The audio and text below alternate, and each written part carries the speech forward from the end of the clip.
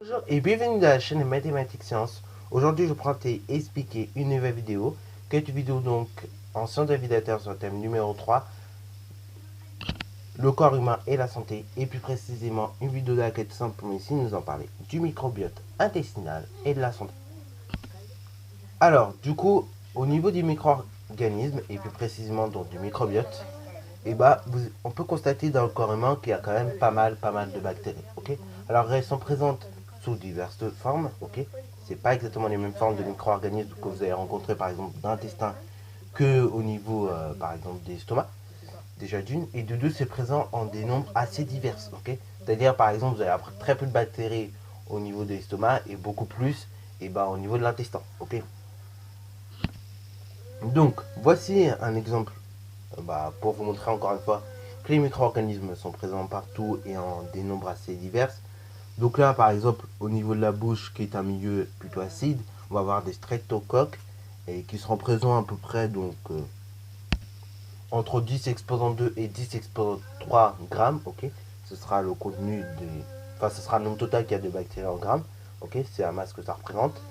Donc c'est quand même pas rien, c'est déjà beaucoup. C'est-à-dire, en gros, pour ceux qui sont nuls en maths, ou du moins qui ne comprennent pas les puissances de 10, c'est entre 100 et donc à peu près 1000 bactéries, donc en grammes. Après, au niveau de l'estomac, qui est un milieu plutôt très acide, pH 1. C'est-à-dire, genre, tu mets la main dans ton estomac, ta main, elle peut commencer. Tu peux l'oublier, ta main, en fait. elle sera rongée. Donc, vraiment, évitez de mettre une main dans un estomac. C'est très acide, les gens.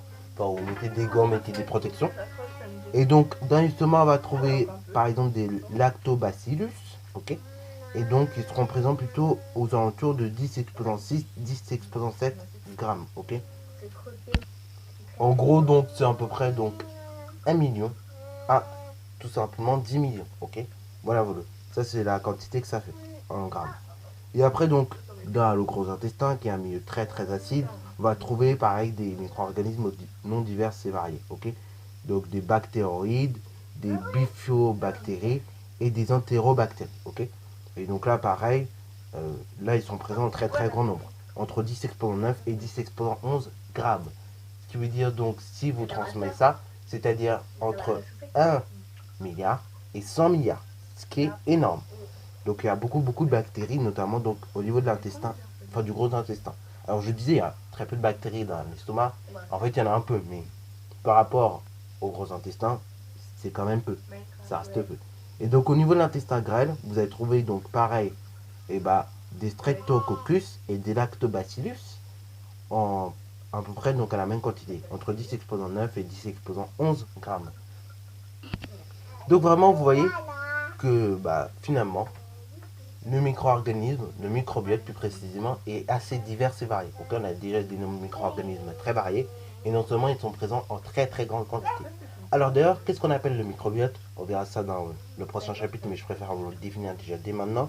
C'est tout simplement l'ensemble des micro-organismes bénéfiques pour notre santé.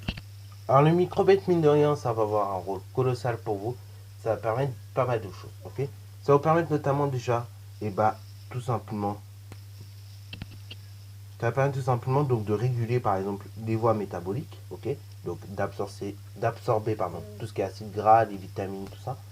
Ça va permettre la synthèse de certaines vitamines également, comme je l'ai dit. Ça permettra également la digestion de molécules très complexes, genre l'amidon, tout ça. Ça va permettre la fermentation des résidus alimentaires non digestibles et la production des gaz, donc genre le P. Voilà, quand vous entendez quelqu'un péter, c'est en fait que il a produit des gaz, ok. Ça, et c'est le microbiote qui a permis de produire ces gaz. Ensuite, ça va permettre également donc de réguler la taille des villosités, la production de mucus, la vascularisation épidiale, ok, et donc également l'épaisseur de la muqueuse. Ça va permettre tout ça en fait, le rôle du microbiote, de la digestion. Et donc ça va permettre également de faire certaines choses que l'organisme ne pourrait pas faire tout seul, ok. Donc c'est comme si vous voulez, si on avait une symbiose, ok.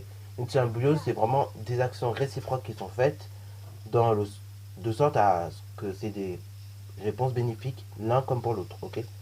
Donc c'est des actions à bénéfice réciproque on dit. C'est-à-dire par exemple votre organisme ne serait pas capable de digérer certains aliments très difficiles, ok, aux molécules très très complexes. Et de même, votre organisme il est là aussi pour protéger l'ensemble, ok. Voilà, voilà. Donc on pourrait parler de symbiose, mais là on va parler également de mutualisme, ok, puisqu'il y en a un qui peut aider l'autre.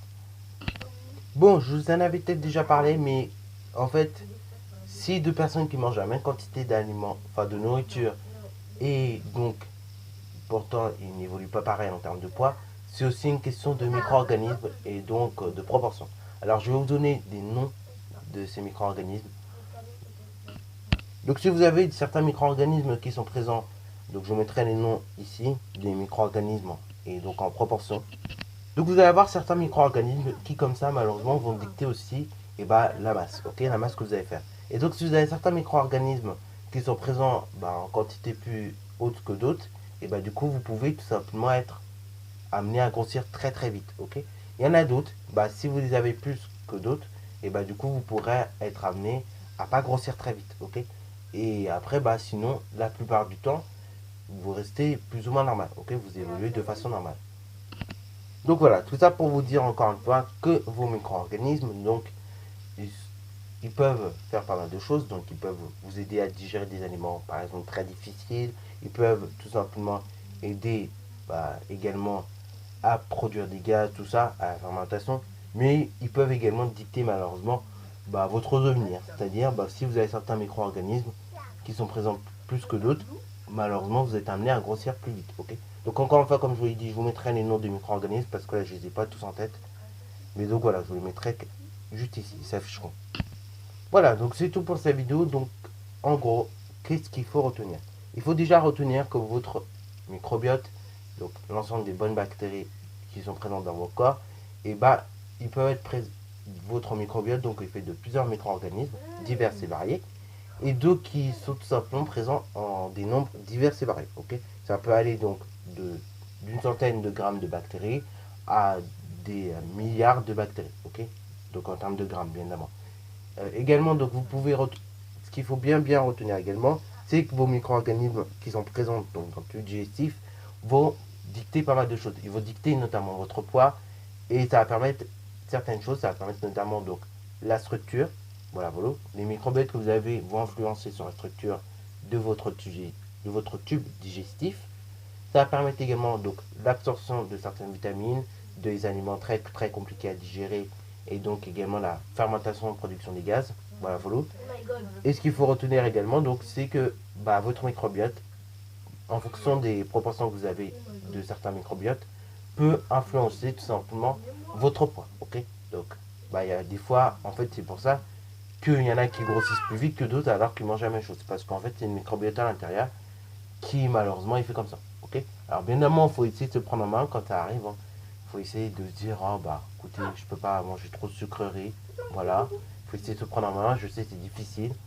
Mais bon, si vous ne prenez pas en main après, vous risquez de finir très très mal. Voilà, on voit le cas par exemple aux États-Unis, il y en a qui finissent très très mal. Il y en a, ils n'arrivent même plus à marcher. Il y en a, bon, c'est très très compliqué. Donc, donc encore une fois, voilà, être gros, c'est pas très très bien du tout, c'est même une maladie. Enfin, ça peut devenir une maladie à force. Ok. Bon, sur ce, donc c'est tout pour cette vidéo. Donc voilà tout ce que vous devez retenir. Il n'y a pas grand chose à retenir finalement. Donc je vous laisse sur cette vidéo. N'hésitez pas à la liker, commenter et bonne incitatoire en mathématiques et en sciences.